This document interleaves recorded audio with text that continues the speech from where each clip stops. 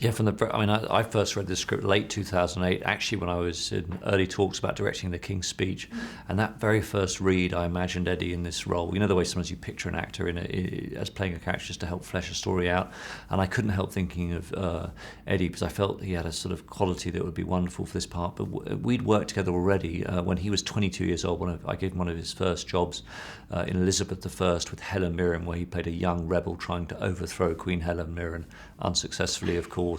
And I remember the scene where we shot, Eddie getting the sentence of death for this rebellion, and his emotional rawness was extraordinary. His fragility, kind of almost emotional transparency, which marked him out as one of the kind of most gifted actors of his generation, I think. And then of course we did Les Mis together, and Marius, the role he played, his empty chairs, empty tables. To me, when I look back at Les Miserables, was one of my highlights of the film. So yes, it's our third film together, and it's great that we've been able to continue our collaboration. Yeah, I really couldn't picture anyone else in the role when I watched it. So it was absolutely him right from the very start then, because you'd never considered anyone else really. And then the great challenge, of course, is who to act opposite Eddie, because the centre of this film is this incredible love story, this marriage going through this profound change, and I had to find the person to go one-on-one with Eddie Redmayne, which is no small thing, particularly coming off the back of Theory of Everything. And I'm so lucky that Alicia Vikander exists. I mean, what a year she's had. 7 extraordinary movies.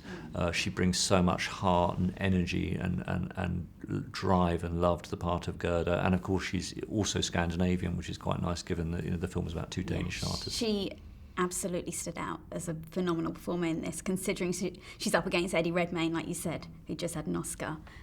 Amazing performance. For you, when you were shooting it and working with the cast, what did you guys find was the toughest part to shoot and to get across, so people would kind of understand what you were trying to do?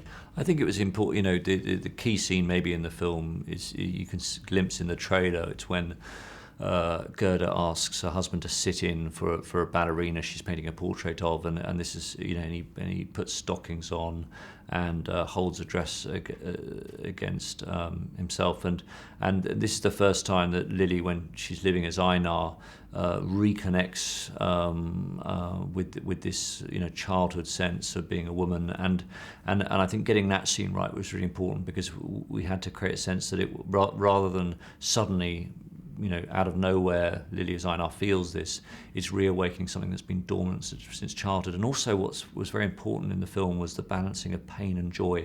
I really wanted the audience, through Eddie, to feel the joy that Lily feels at this possibility that she can connect with her authentic self, a happiness she'd never imagined, a contentment she'd never imagined.